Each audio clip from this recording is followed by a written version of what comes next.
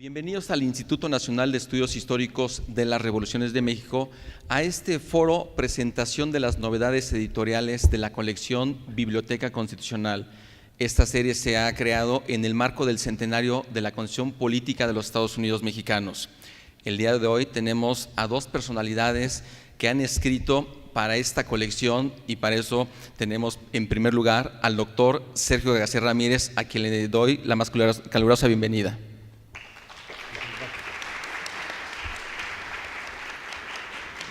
Nos acompaña también en el presidium la doctora Mercedes Peláez Ferrusca.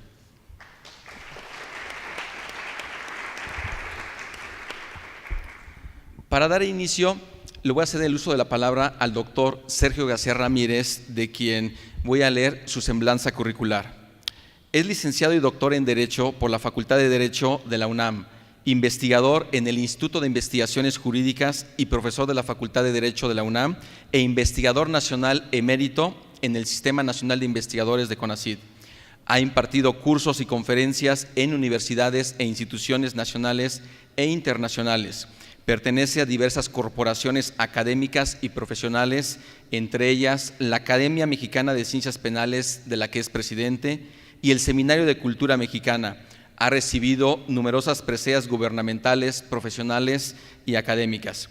Fue presidente fundador del Instituto Nacional de Ciencias Penales y miembro de la Junta de Gobierno de la UNAM, del Consejo Consultivo de la Comisión Nacional de los Derechos Humanos, del Consejo de la Comisión Nacional de Arbitraje Médico y del Consejo Directivo del Instituto Nacional de Administración Pública.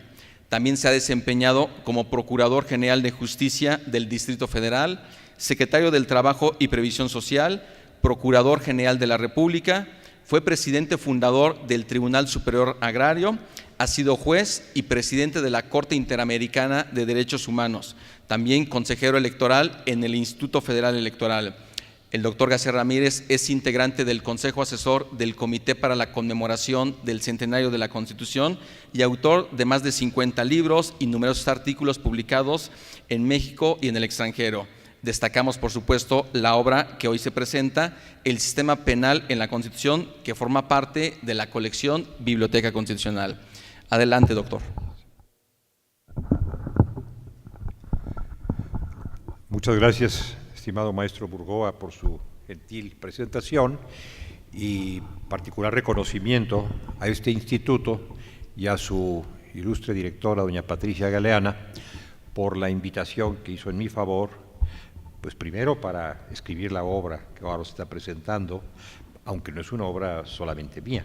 Aquí está uno de los coautores, que es Eduardo Rojas, y hay otra coautora que no está presente, que es Laura Martínez. Todos hicimos conjuntamente esta obra. Agradezco mucho esa invitación para hacer la obra y para esta presentación. Entiendo que no son muchos los minutos de que disponemos, doña Patricia, maestra, y por lo tanto trataré de reducir esta presentación y exponerla en no más de 2 o 3 horas, para no abrumarles demasiado.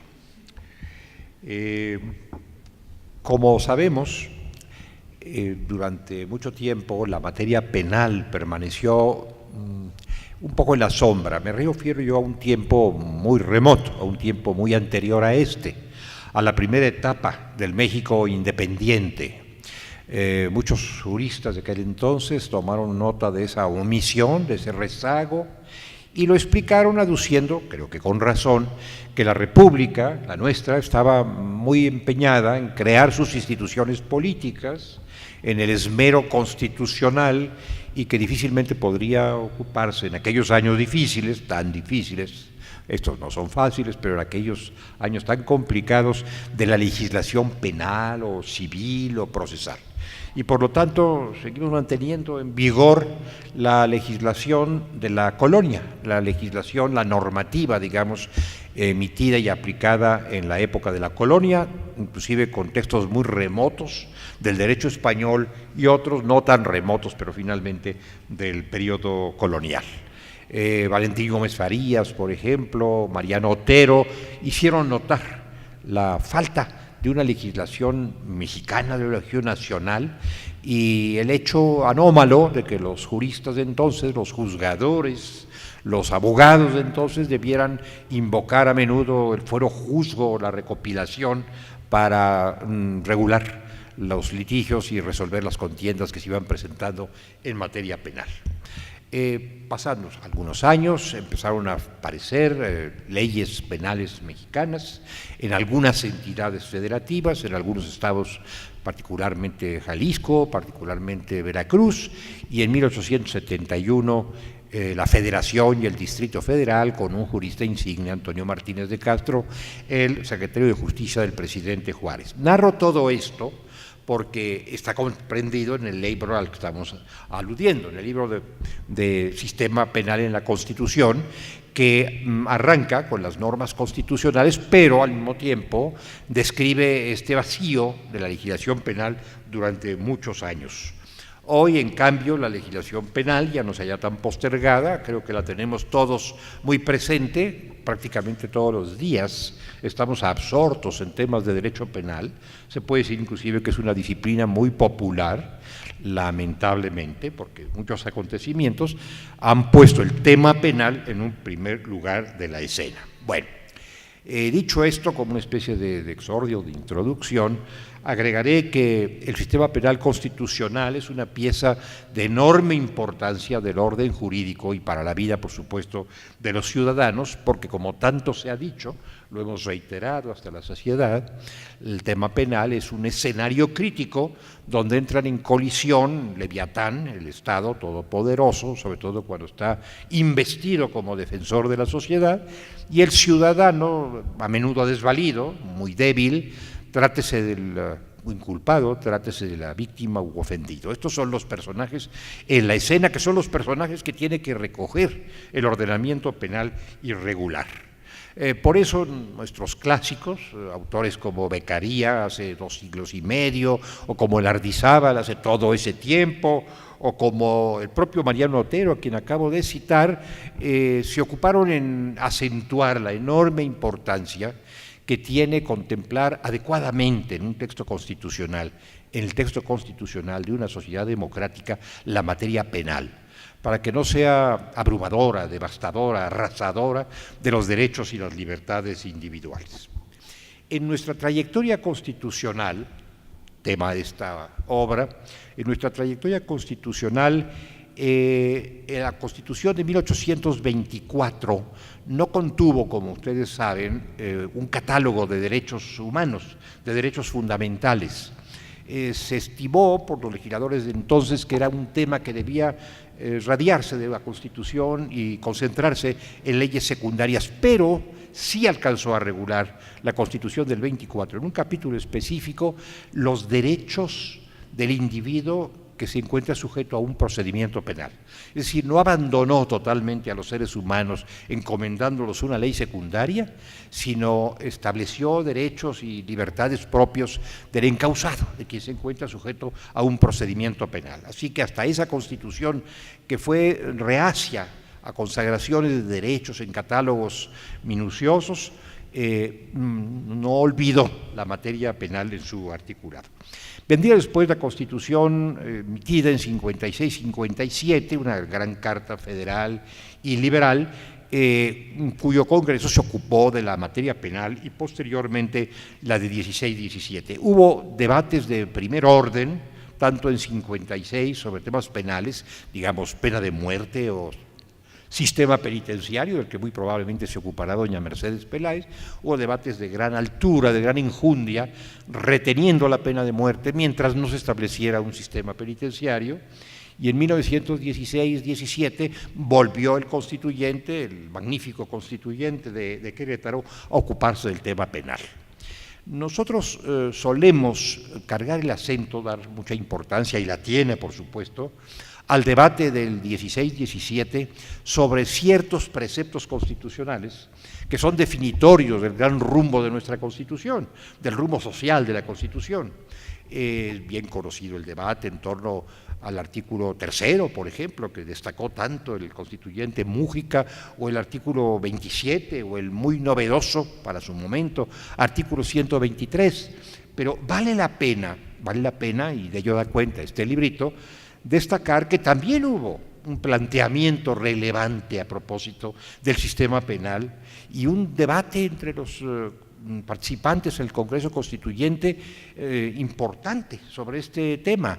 De hecho, el señor Carranza, al plantear su proyecto, el famoso mensaje, arremetió contra la justicia penal de aquel momento, la justicia penal heredada del porfiriato, la justicia penal decimonónica, señalando sus excesos y extravíos, y ponderó la necesidad que él entendió satisfacía el proyecto de modificar el sistema penal y de entrar en una nueva era más razonable y respetuosa del ser humano. Él, que concentró tantos dardos sobre los juzgadores de su tiempo, sobre los jueces inquisitivos, destacó la enorme importancia que a su juicio debía tener una figura casi redentora del procedimiento penal, que era el Ministerio Público. El Ministerio Público había sido una figura, se decía, decorativa o casi decorativa en la etapa pasada y sería en lo sucesivo un gran protagonista del sistema penal. Así lo entendieron, por cierto, los hombres de la Francia que generaron el moderno Ministerio Público a partir de la Revolución Francesa y hasta nuestro tiempo. Eso mismo entendió el señor Carranza y así lo estableció ante el Congreso Constituyente. Otros temas que entonces se abordaron con gran tono, pues fueron los consabidos de la pena de muerte, del sistema penitenciario, de los fueros de funcionarios, para evitar abusos de poder que contrariasen el buen despacho de las funciones públicas y otros más de los que también hemos querido dejar constancia. Una Constitución debe recoger, me parece, y se acostumbra a decirlo así por los constitucionalistas, los dictados, las pretensiones de los factores reales de poder, de los personajes que en un momento dado a escala social detentan el poder.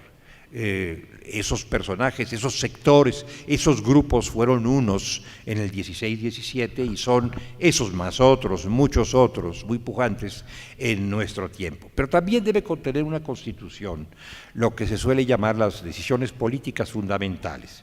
Y dentro del acervo, el catálogo de las decisiones políticas fundamentales, figuran también algunas que atañen a la materia penal. Insisto, es el escenario donde entran en colisión el individuo con toda su debilidad y su reclamación de derechos y libertades y el Estado con todo su poder. De ahí que sea preciso adoptar determinadas decisiones fundamentales para dar sentido, encauzamiento, adecuado encauzamiento democrático al sistema penal. Los temas que nuestra Constitución aborda, no necesariamente con esas denominaciones, pero los que aborda de una manera u otra y que están analizados en el libro que tenemos a la vista, son, entre otros, los siguientes. Primero, el tema del federalismo. ¿Cómo debe organizarse la legislación penal? ¿Cómo debe emitirse la normativa penal? ¿Desde qué fuente? ¿En qué foro? ¿Debe ser central o debe dispersarse en las entidades federativas y la propia federación? Nuestra tradición ha sido federalista, por lo tanto se ha dispersado la materia penal en los foros locales y en el foro federal. En los últimos años, en los últimos pocos años, se ha rectificado ese derrotero y se ha centralizado, se dice federalizado, propiamente es centralizado, en buena medida la legislación penal, el procedimiento penal, los medios de solución alterna de controversias, la ejecución de penas, todavía no el derecho penal sustantivo.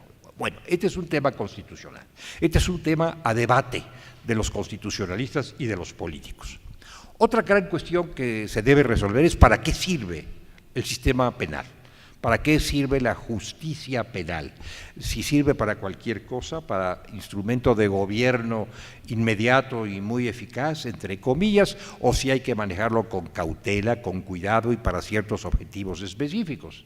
Nosotros podríamos desentrañar el sentido del sistema penal de algunas normas constitucionales que nos dicen cuál es el objeto del proceso penal, sancionar al infractor, pero al mismo tiempo rescatar al inocente, reparar los daños causados. Es de fin, no un instrumento, no una herramienta sistemáticamente sancionadora, punitiva, para llevar adelante las funciones del gobierno, aunque sí es un instrumento en manos del gobierno, no es el instrumento para gobernar como sucedería en una dictadura. Y sobre esto ha trabajado mucho la doctrina penal y consta de alguna manera esa intención en el texto constitucional. Insisto, no con esas palabras, por supuesto, pero sí con ese sentido, con esa intención.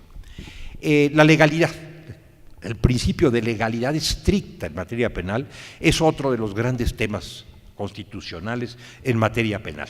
Legalidad en materia de delitos y penas, legalidad en la organización de los procesos, legalidad en la ejecución de las sanciones. Ahí donde en alguna época remota prevaleció el capricho, la arbitrariedad, el subjetivismo, ahora prevalece, esto en todas las constituciones, por supuesto, y desde hace un buen rato, el principio de legalidad que establece: para sancionar a una persona es preciso que su conducta esté claramente establecida en la ley como punible y que no haya vacíos de los cuales puedan desprenderse o de los cuales puedan asirse tentaciones autoritarias del Estado. Así que el tema de la legalidad está también en nuestra Constitución. La condición del delincuente, hoy en una doble versión: el delincuente común, el ordinario, y lo que algunos llaman el delincuente enemigo, el derecho penal del enemigo. Las reformas de 2008 cargaron el rumbo en esa dirección y tenemos una bifurcación del sistema penal que antes se mantuvo unitario, ahora es dual. Un derecho punitivo para el ciudadano infractor recuperable y un derecho punitivo para el ciudadano que deja de serlo, porque así lo ha resuelto, y que se convierte en enemigo de la sociedad, difícilmente recuperable o de plano irrecuperable, a quien conocemos en términos generales, estoy siendo sumamente reduccionista, sumamente sintético, como el enemigo de la sociedad. La pena es otro tema también para la Constitución, es otro tema penal de la Constitución. ¿Qué queremos hacer con la reacción jurídica frente al delito? Lo que llamamos pena, lo que llamamos medida de seguridad, la sanción, la consecuencia jurídica del delito. ¿Hacia dónde vamos a llegar con ella? ¿Vamos a suprimir la vida del infractor, que es la pena más grave, la más severa, la pena de muerte, la pena capital, o nos proponemos recuperar, rescatar al infractor y por lo tanto orientar la pena por una ruta de recuperación? Se dijo en el constituyente del 16-17 que la pena se enfilaría hacia la regeneración del infractor, que es un concepto muy ambicioso. Regenerar algo es crearlo de nuevo, es construirlo o hacerlo de nuevo. En fin, eso se dijo en ese momento. Tiempo después la Constitución misma alojaría otro término, otro concepto, y hablaría de readaptación social del infractor, que es una expresión que tenemos todavía muy en boga, pero está un poco de retirada, y más recientemente hablamos de reinserción. Como quiera que sea, ahí hay un dato moral, de moral pública importante, para valorar o juzgar cuál es la intención del Estado a propósito de los infractores. No es acabar con ellos, no es eliminarlos, sino recuperarlos y últimamente reinsertarlos. También necesitamos ocuparnos del método para la imposición de las penas. Habida cuenta de que hay un delito, de que hay un infractor, ¿cómo llegamos a la conclusión llamada sentencia, que es la solución de la contienda penal? ¿Por qué camino, por qué ruta? Y es aquí donde entran en colisión varios sistemas, el llamado sistema inquisitivo, el llamado sistema mixto, que fue el adoptado por México durante mucho tiempo, en pos de precedentes franceses de la codificación napoleónica, o el sistema que ahora constantemente invocamos como acusatorio, que es el rubro que ha utilizado la reforma constitucional del 2008. En fin, el tema del proceso, de cómo se lleva adelante un proceso, entre qué personajes, de qué manera, con qué actos primordiales, es un tema de nuestra Constitución. Nuestra Constitución, por ejemplo, no describe con detalle, el detalle posible en una Constitución, se entiende, el procedimiento civil o el procedimiento mercantil, o el procedimiento administrativo inclusive, sí describe con mayor puntualidad, con mayor pormenor, el procedimiento penal, por la misma situación que invocaba, por la delicadeza extrema de este conflicto entre el Estado y el individuo. Se refiere a actos procesales, a tiempos procesales, a periodos del procedimiento en una normativa que ha sido cada vez más y más prolija. También recoge la Constitución, y lo recoge desde hace muchos años, desde el albor del sistema constitucional mexicano, nada más que entonces de una manera muy esencial, muy reducida, soluciones alternas al proceso. No todo litigio penal se tiene que resolver por fuerza frente a un tribunal y a través de una sentencia. Puede tener una desembocadura diferente. En un tiempo se propició la conciliación, así lo dijeron nuestras viejas constituciones, y ahora se habla de soluciones o salidas alternas al proceso penal, que en el fondo son soluciones conciliatorias, soluciones de entendimiento, de composición, para no llegar al colmo de tramitar todas las cuestiones penales ante los tribunales y resolverlos a través de sentencias. Puede construirse un sistema de arreglos, de acuerdos, de composición entre la víctima y el victimario, o entre el Estado y el victimario. Eso también está entre los temas mayores del régimen constitucional.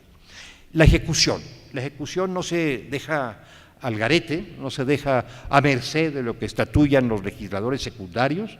El constituyente se ocupa hasta cierto punto, pero se ocupa del régimen de ejecución de penas. ¿Quién va a ejecutar, con qué designio y de qué manera? Generalmente benévola, al menos en teoría. En la práctica las cosas no necesariamente ocurren así. Hay una distancia a veces abismal entre la norma y la práctica, pero eso no pasa solamente en materia penal, sino que pasa en muchas otras. En suma, el sistema penal trata de asegurarle a una sociedad, garantizarle a una sociedad dos cosas primordiales. Primero, seguridad, paz, tranquilidad, gobernabilidad derivada de la satisfacción de los intereses y las demandas sociales, y segundo, pero quizá primero, más bien, justicia, soluciones justas, soluciones adecuadas que pongan término a los conflictos o prevengan los conflictos. Voy a agregar dos palabras más, no quiero ocupar más tiempo del que debo para esta presentación. Voy a agregar que en el libro también hacemos el análisis, los coautores, hacemos el análisis de los que solemos llamar los protagonistas del sistema penal. Todos estos protagonistas del sistema penal se encuentran recogidos en las normas constitucionales, tampoco están abandonados. Son como los protagonistas de una obra. Imaginen ustedes una obra y una puesta en la escena de la obra que ustedes quieran, la más insigne, la más ilustre, la mejor. Bueno, esa obra es el sistema penal a través de sus protagonistas que la ponen en movimiento. El inculpado tiene su reserva constitucional, su espacio constitucional. La víctima u ofendido, de la cual no nos ocupábamos mucho en el antiguo derecho constitucional y secundario, ahora nos ocupamos mucho más, tiene una presencia, pero al lado del inculpado y de la víctima, que son quienes entran en colisión inmediata, hay otros protagonistas del sistema penal que también se encuentran mencionados al menos en la Constitución. Programa de teatro, elenco. Estos son los personajes del drama penal. Este es el elenco de los personajes. Ya dije inculpado, ya dije víctima. Agreguemos la policía. La policía es, para mi gusto, hoy día sobre todo, el personaje esencial del procedimiento penal. Y digo esencial porque es del que depende, de cuya gestión adecuada depende el éxito o el fracaso, la gloria o la tragedia del sistema penal.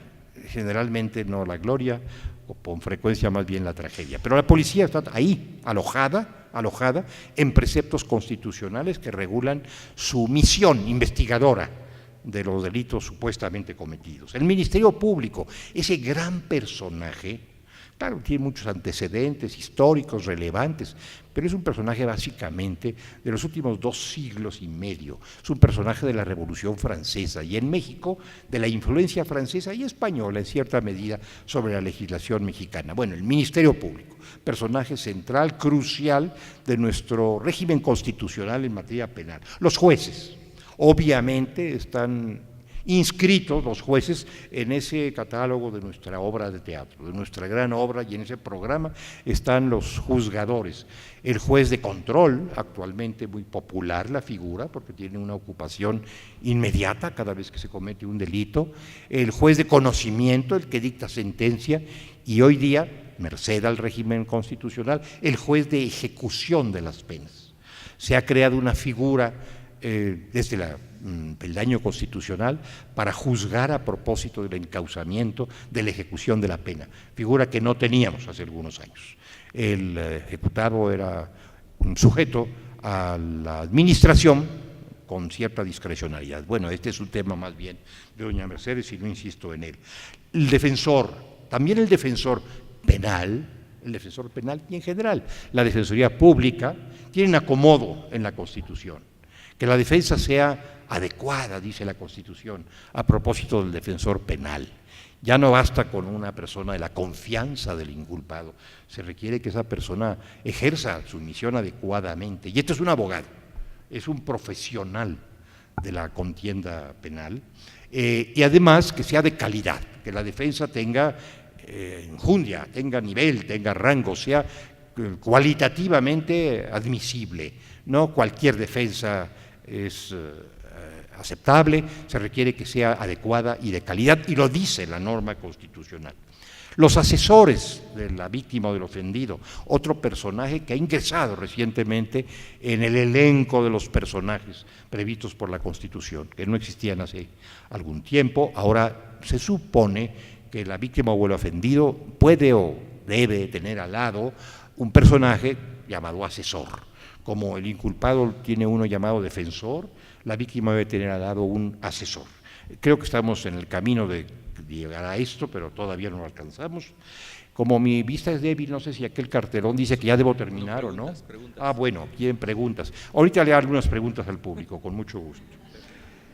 Además de este personaje, los asesores, los peritos, los testigos, los facilitadores, estas nuevas figuras también muy interesantes que hay que preparar cuidadosamente, los que intervienen en los arreglos, en las composiciones, en las conciliaciones, en las mediaciones, en las alternativas al proceso penal que englobamos bajo el concepto general de facilitadores. No utiliza ese concepto la Constitución, pero se refiere a ese tema, y al desarrollarlo la doctrina y la legislación hablan de facilitadores. Y finalmente los ejecutores, que es una tarea de particular relevancia, de particular importancia, quien se hace cargo de la custodia, quien se hace cargo de la ejecución, y por lo tanto el responsable de que opere la regeneración que quedó atrás, la readaptación social que comienza a ser olvidada y la reinserción que es la voz constitucional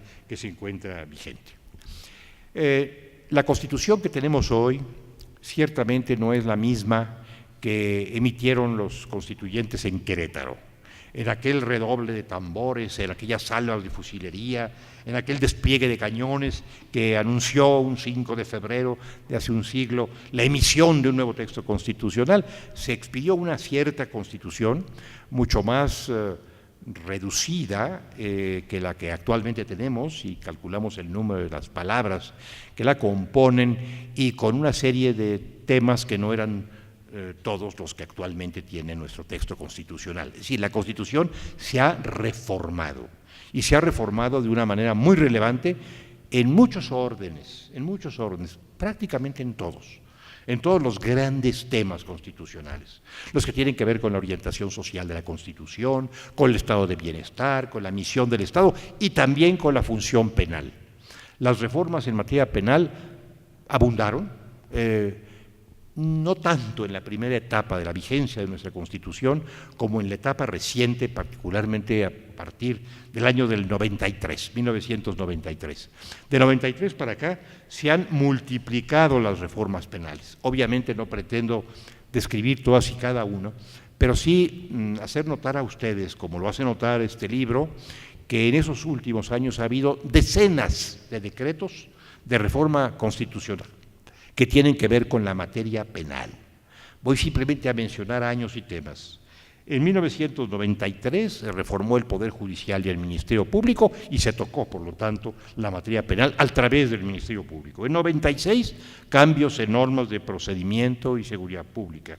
En 99, más normas procesales y el asomo de una pretensión autoritaria que afortunadamente naufragó en el Senado de la República. En el 2000, la inclusión de derechos del ofendido en el texto constitucional. En el 2001, el cumplimiento de la pena en un lugar cercano al domicilio del penado.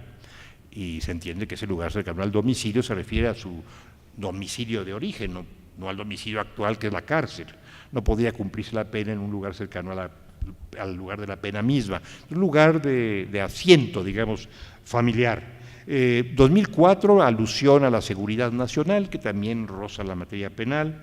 En 2005, 4 reformas constitucionales que tienen que ver con la materia penal. Sale el hervor y el entusiasmo del constituyente permanente, del poder revisor de la Constitución, que en un solo año, 2005, produjo 4 reformas a propósito del tema penal. Primero, la Corte Penal Internacional, la incorporación de México en el sistema penal internacional, una incorporación conveniente, pertinente, necesaria.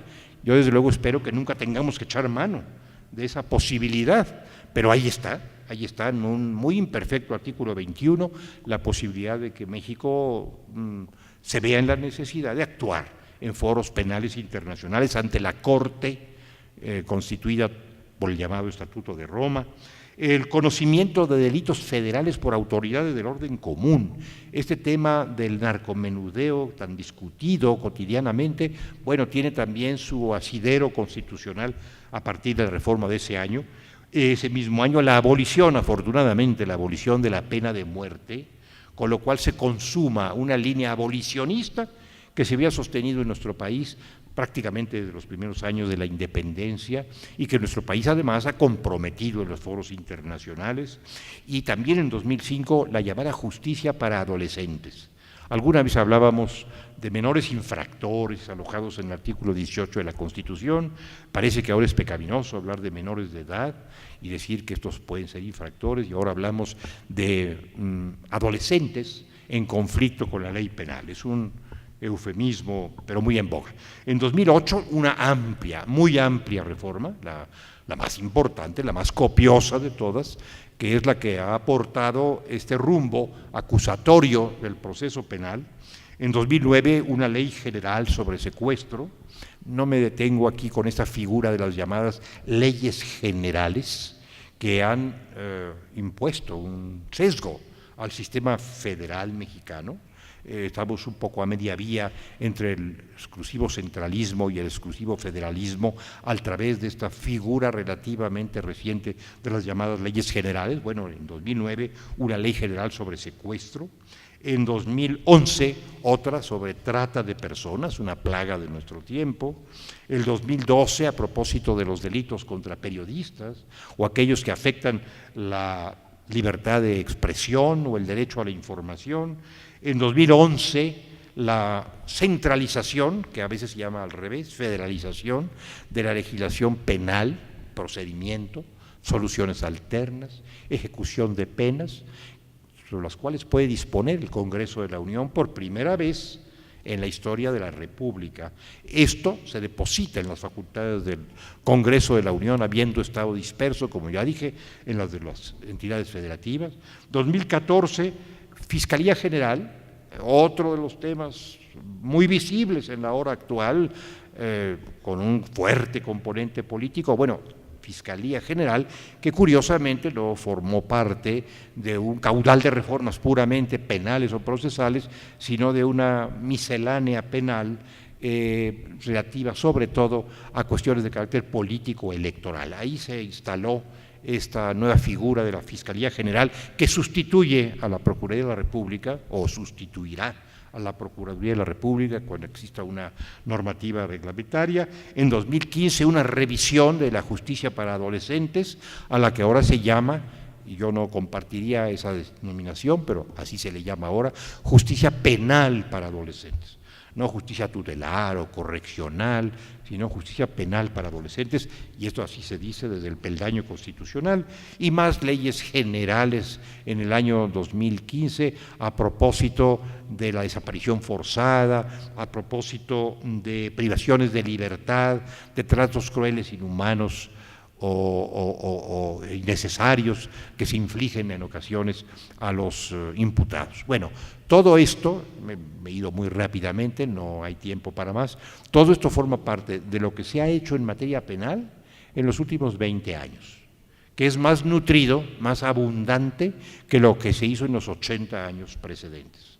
Esto pone de manifiesto la popularidad actual del sistema penal, la observación constante del Estado mexicano sobre el tema penal y el desasosiego social frente a una situación de crisis en materia de seguridad pública y de incomodidad, por usar un eufemismo, en materia de justicia.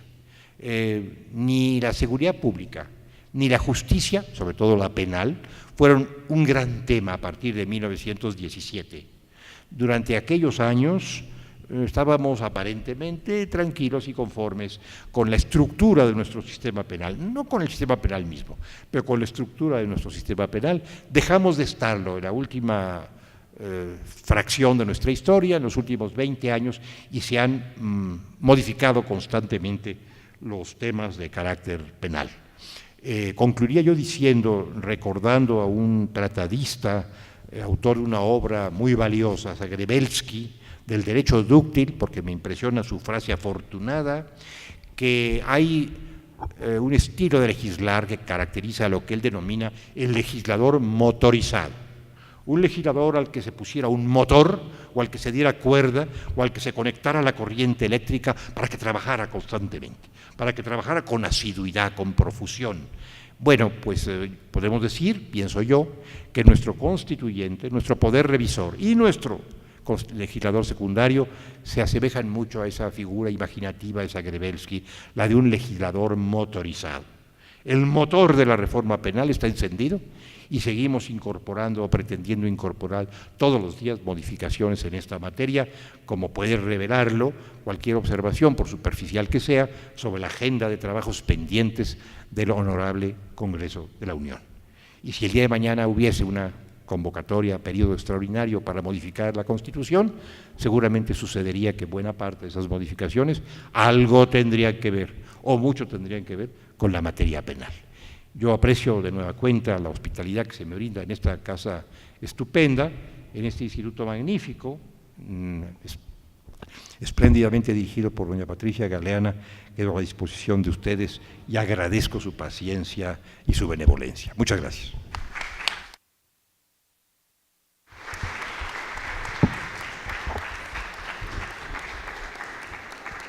Agradecemos al doctor Sergio García Ramírez su brillante exposición para decirnos el contenido, darnos una semblanza de lo que es el contenido del libro El Sistema Penal en la Constitución.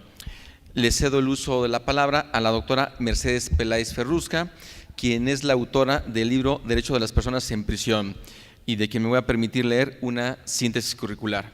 Es licenciada en Derecho por la Facultad de Derecho de la UNAM, con estudios en doctorado en Derecho Penal en la Universidad Complutense de Madrid. Tiene una mención honorífica en el segundo premio anual de la Comisión Nacional de los Derechos Humanos a la mejor tesis sobre derechos humanos y miembro supernumerario de la Academia Mexicana de Ciencias Penales. En los últimos años se ha desempeñado como directora de posgrado, secretaria general académica y secretaria de profesionalización y extensión en el INACIPE. Ha sido directora general de la Academia Nacional de Seguridad Pública y directora general de formación de la Procuraduría General de la República. Actualmente se desempeña como directora general de estrategias para la atención de derechos humanos de la Secretaría de Gobernación. En sus diversas actividades académicas y profesionales ha participado en la elaboración y revisión de documentos legislativos a nivel de iniciativas y proyectos de ley. Entre sus trabajos publicados se encuentran temas como el sistema penitenciario, difusión del proceso penal acusatorio y profesionalización de los cuerpos de seguridad del Estado. Por supuesto, destacamos la obra que hoy se presenta, Derechos de las Personas en Prisión, que forma parte de la serie Nuestros Derechos de la colección Biblioteca Constitucional de este instituto. Adelante, doctora. Muchas gracias, maestro Burgoa. Muchas gracias también, desde luego, a la doctora Patricia Galeana por la gentil invitación a platicar esta tarde con ustedes sobre este pequeño librito. Pero fundamentalmente agradezco muchísimo la posibilidad, la oportunidad, la fortuna de compartir la mesa con mi querido maestro, el doctor Sergio García Ramírez. Yo me considero una penitenciarista de vocación. Lo sé porque sé que lo soy porque nunca he tenido la oportunidad de trabajar en una cárcel. Lo haría con gusto. Si la forma de administrar las prisiones en estos tiempos fuera menos como es hoy y más como pretende este libro. Soy penitenciarista por culpa de este señor.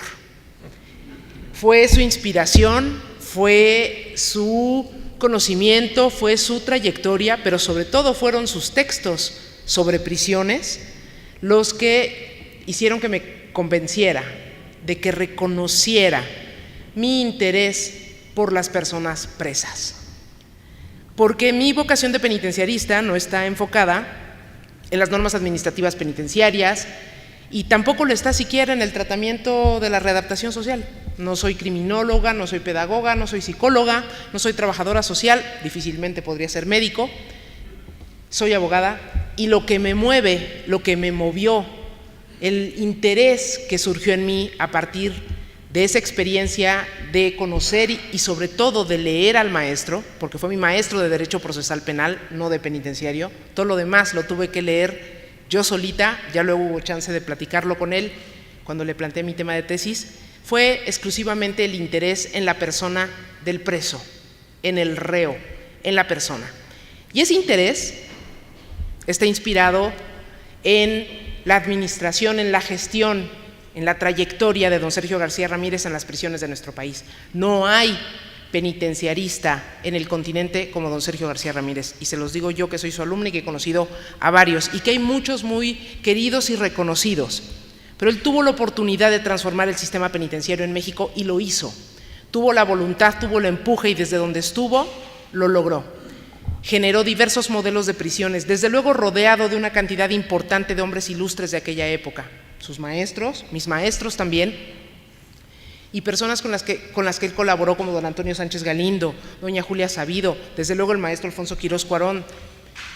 Todos ellos fueron capaces de vislumbrar un sistema penitenciario que no solo se abocara a custodiar a las personas, un sistema penitenciario que tuviera fe en las personas y que les permitiera un espacio para producir en ellos un escenario de readaptación social, la posibilidad de devolverse a la libertad, de retornar a la vida en sociedad con herramientas para eludir la vida delictiva, para rehacer una vida apegada a la ley y fuera del delito.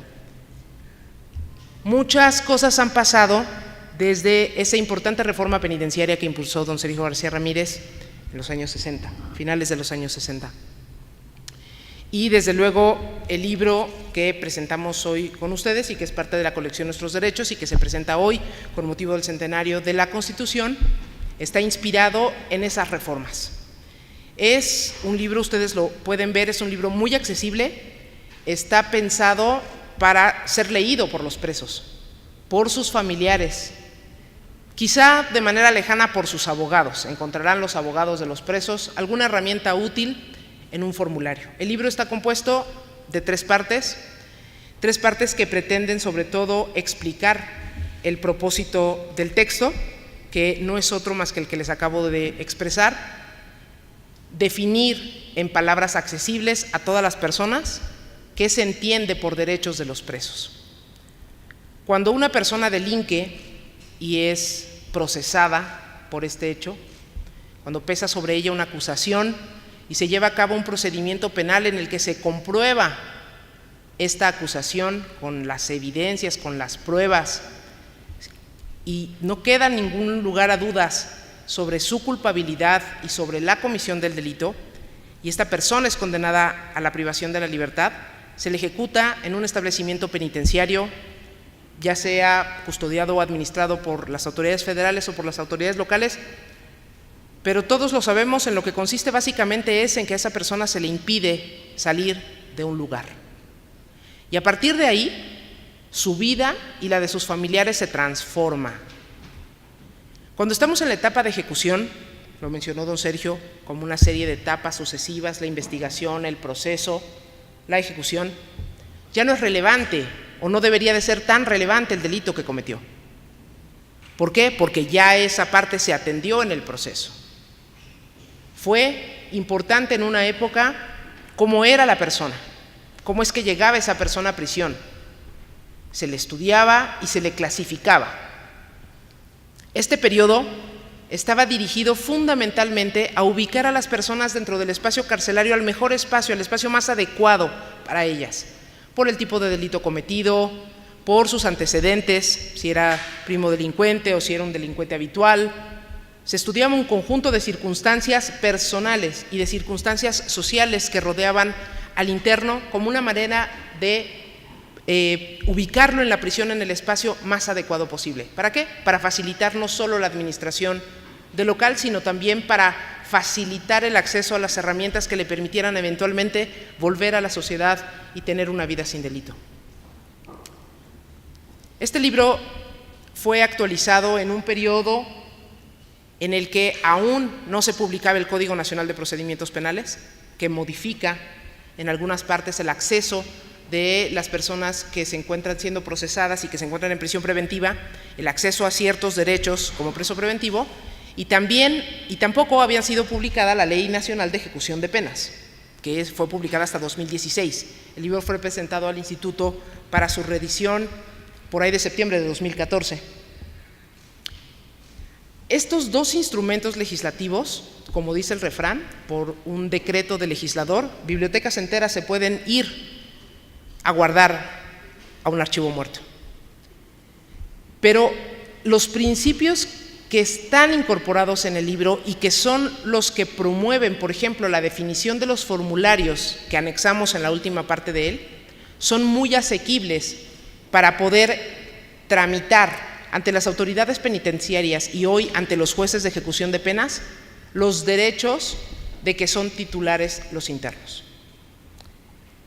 Hace un momento decía que el propósito es este, y la composición del libro tiene 3 apartados. El primero de ellos está referido a la ilustración, a la definición de los derechos de que son titulares las personas que se encuentran internas en el sistema penitenciario nacional, a las personas que están en prisión, que son los derechos de que son titulares por su persona, es decir, sus derechos humanos, los derechos que todavía cabe reconocerles a pesar de que estén en prisión, como el derecho a la salud, como el derecho a la alimentación, como el derecho a la dignidad como persona, como el derecho al trato humanitario.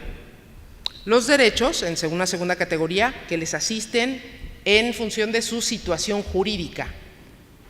Por ejemplo, cuando en una prisión se le va a amonestar a alguien o se le va a sancionar con la reducción o la suspensión del ejercicio de un derecho o de una concesión dentro del establecimiento con motivo de una falta disciplinaria.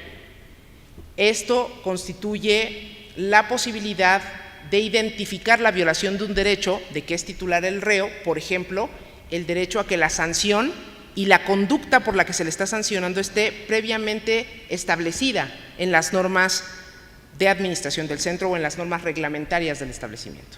Es el principio de legalidad en materia ejecutiva, por ejemplo.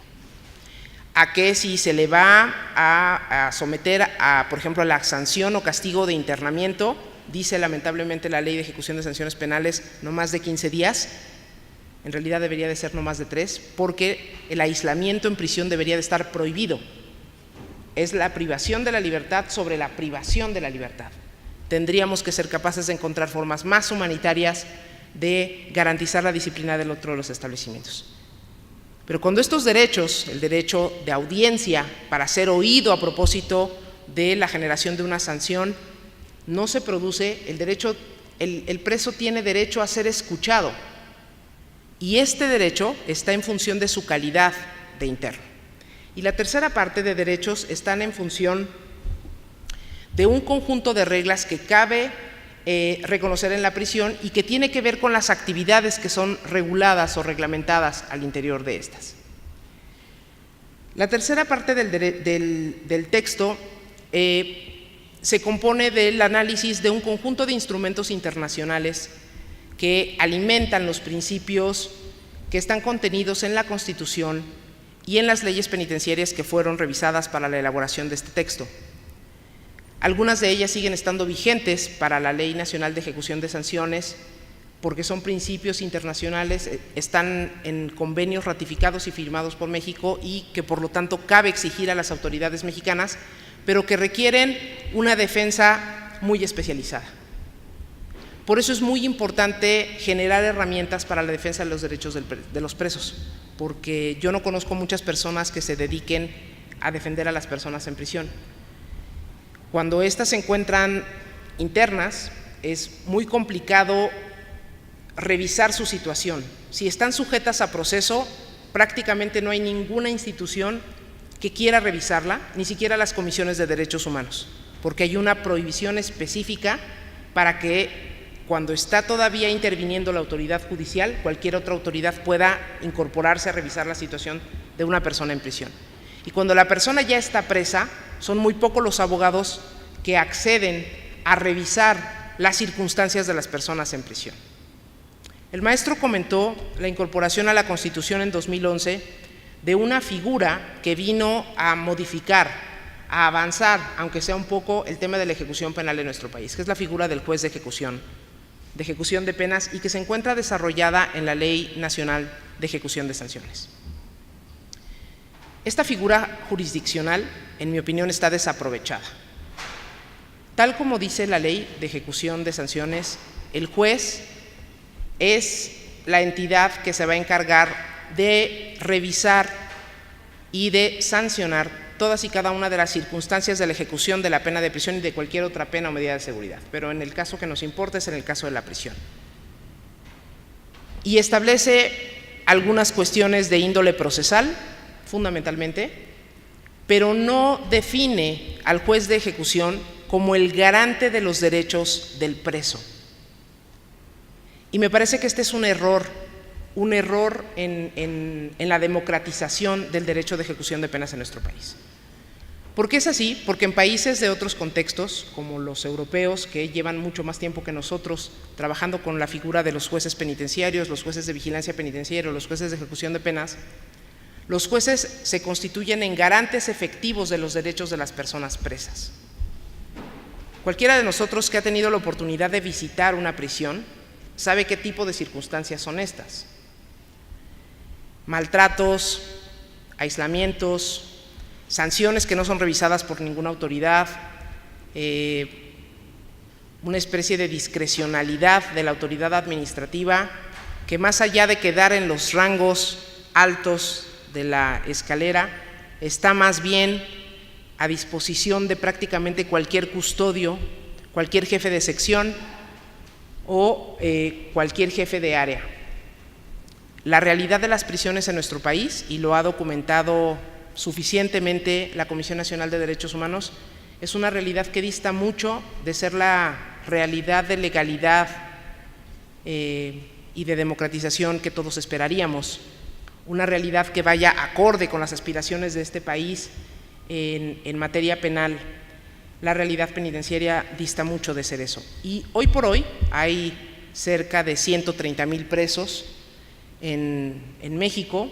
Se habla mucho de este efecto pernicioso que ha generado el nuevo procedimiento penal acusatorio, que significa una puerta giratoria para los delincuentes, en donde no están encontrando la manera de retenerlos suficientemente, pero las cárceles se siguen llenando día con día, y los espacios carcelarios que estamos proporcionando a las personas a las que se condena a prisión en nuestra sociedad, en nuestro país, no están accediendo a espacios que sean razonablemente adecuados bajo el marco de principios y consideraciones democráticas que aspiraríamos.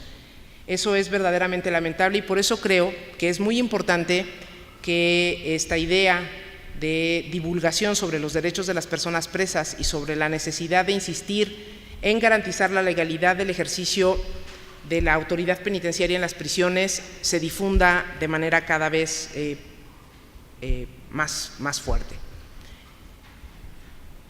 En México tenemos una dificultad con el tema de la defensa de los presos. Ya estas personas no tienen prácticamente ninguna posibilidad de que su sentencia sea revisada, de que se le aplique una ley más favorable, de que se le reduzca la pena o incluso se le cambie la pena de prisión por una pena más favorable, a pesar de que todos estaríamos quizá más a gusto si pudiéramos redistribuir la carga penal en penas distintas de la prisión. Pero desafortunadamente eso no sucede porque, como dijo un clásico, el derecho penitenciario es la cenicienta del derecho penal, la cenicienta de las ciencias penales. Y este espacio es el menos revisado. Hoy, la discusión, el debate sobre las prisiones en México es un debate que tiene que ver con dos posiciones que son aparentemente antagónicas, y digo aparentemente porque pareciera que hay una falta de consistencia, de apreciación sobre lo que los seres humanos son y sobre lo que significa ciudadano frente al Estado. Una ley nacional de ejecución de penas que propone la eliminación de ciertas herramientas, de ciertas técnicas, de actividades dentro de las prisiones que estaban identificadas para facilitar o favorecer la reincorporación social de las personas al terminar su condena, y que eran las actividades educativas, de capacitación para el trabajo, del trabajo mismo, y que iban dirigidas a documentar sustantivamente la estancia de las personas en prisión, generando herramientas de socialización efectiva, han sido eliminadas por considerarse intromisivas de la libertad de la persona. Y esto es un error. Y es un error que México va a tener que revisar pronto, porque la tendencia internacional sigue manteniendo caminos cada vez más humanizados y cada vez más humanizadores de la ejecución de las penas. Frente a la posición de la abolición de la pena de muerte, de la racionalización del ejercicio del poder punitivo, México lo que hace es, me da la impresión de aseptizar los conceptos dentro de las prisiones de una manera equivocada. Por un lado estamos tratando de rescatar la figura de la víctima y por otro lado estamos tratando de enterrar la figura del preso. Si tratáramos de pensar en esta rueda que significa la convivencia social, la comisión de los delitos, la diferencia que puede haber entre la acción de una persona que violenta el derecho de otra, produciéndole un daño, y que eso constituye un delito, hablamos al cabo no del Estado frente a un ciudadano, hablamos de dos ciudadanos y del Estado como responsable de este aparato. Creo que deberíamos de tomarnos más tiempo para reflexionar sobre las razones que nos mueven a reformar tanto la Constitución. Creo que deberíamos de repensar nuevamente qué es lo que como sociedad queremos. Ya fue Alexis de Tocqueville el que dijo que el nivel de democratización o de democracia de las naciones se veía justamente por la forma en que los estados trataban a sus presos. Y la forma en que México trata a sus presos dista mucho de ser una forma democrática y una forma humanitaria. Y esto no significa pensar en el tema de la venganza, pero ellos cuando violentan a las personas no piensan en sus derechos humanos, no tiene nada que ver con eso. Tiene que ver con los principios a los que aspiramos como sociedad, porque como sociedad generalmente nos ponemos del lado de la víctima. ¿Y qué pasaría si por alguna circunstancia estuviéramos en la posición del infractor, del preso, del reo? ¿Qué esperaríamos del Estado? Si estamos generando marcos de desarrollo, de mejor posicionamiento de los derechos de la víctima en el drama penal, esto no lo podemos hacer en detrimento de los derechos del acusado. Y no podemos volver a escenarios de venganza en donde lo que al final querramos sea solamente cárceles de mera custodia, que es lo que tenemos y que es lo que llevamos mucho tiempo teniendo, cárceles de mera custodia, en donde lo que importa son las certificaciones y no la forma en que estamos devolviendo a las personas a la sociedad. 130,000 presos y los números siguen aumentando. Y si aumentamos a eso a las víctimas, en 10 o 20 años, una proporción importante de la población habrá sido protagonista del drama de la seguridad o inseguridad y del drama de la justicia penal en nuestro país. Contar con herramientas de defensa de los derechos de las personas implica no solo los derechos de las otras personas, implica también nuestros propios derechos. Creo que es importante y agradezco de verdad muchísimo en lo que cabe la posibilidad de acercarles esta pequeña herramienta que está escrita, me parece, en términos muy accesibles, que tiene descritos los derechos, todos y cada uno de los derechos que son reconocidos en la persona del interno por su condición de ser humano, por su situación jurídica, por su condición de preso, y que cuenta también con los recursos ordinarios, los que establece la ley, y extraordinarios, como lo son el amparo directo y el amparo indirecto, que son los medios de protección de los derechos fundamentales en nuestro país, así como las herramientas de la queja ante las comisiones de derechos humanos o de controles administrativos ante los tribunales administrativos y las propias autoridades penitenciarias para poder acceder a esos derechos, poder acceder al derecho a la educación dentro de la prisión, a pedir un puesto de trabajo remunerado dentro de la prisión, a pedir, por ejemplo, el tema de la visita íntima o el tema de la visita familiar también. Pareciera que no son circunstancias que ameritaran la formación específica de documentos clave para ayudar a las personas a orientarse dentro del mundo de la prisión sobre cómo acceder a estos derechos. Pero una vez dentro es muy difícil conseguir asesoría. Así que creo que es muy importante que todos como ciudadanos estemos cada vez más informados, porque es un espacio en el que estoy segura que nadie desearía estar, pero que podríamos estar, ya como detenidos, ya como imputados, ya como presos preventivos, ya como presos ejecutivos, y creo que cada vez va siendo más importante que todos conozcamos el catálogo de derechos completo. Es una colección muy valiosa, esta colección de nuestros derechos es una colección que permite difundir de la manera más amplia posible los derechos específicos que como ciudadanos tenemos según las diversas circunstancias, según los espacios donde nos vayamos ubicando y moviendo en el concierto social. Los derechos, al cabo, son la única garantía que tenemos frente al poder del Estado. Y en esta situación coincido con el maestro, el ciudadano es siempre la parte más vulnerable de la relación entre el ciudadano y el Estado. Muchísimas gracias otra vez al Instituto, a mi querido maestro Bourgois, muchas gracias a todos por su paciencia, muchas gracias.